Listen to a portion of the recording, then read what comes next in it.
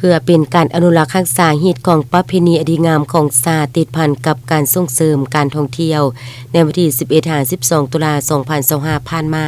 จุอ่างห้วยเพอบ้านน้ำยางเมืองเวียงทองแขวงบริคำไซได้จัดงานบุญสวงเหือประจำปี 2025 พศ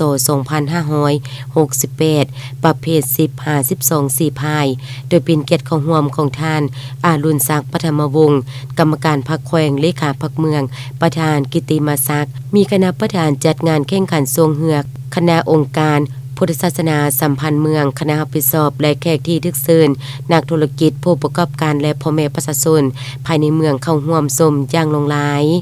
การแข่งขันในครั้งนี้มีเรือทั้งหมด31ลำหญิง8ลำผ่านการแข่งขันชนะเลิศเพศชายได้แก่เรือเจ้าพ่อเวียงทองเคนมีโอโตได้รับรางวัลเงินสดจำนวน8ล้านกีบพร้อมขัน1หน่วยอันดับที่2ได้แก่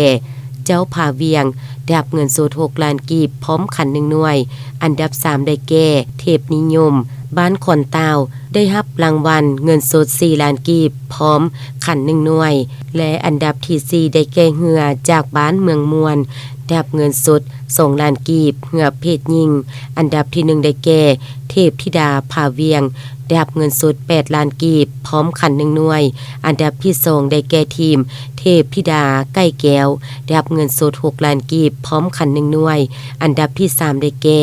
บ้านเมืองมวลได้รับเงินสด4ล้านกีบพร้อมขัน1หน่วยและที่4ได้แก่เหือเจ้าแม่ตะเคียนทองบ้านขอนตาว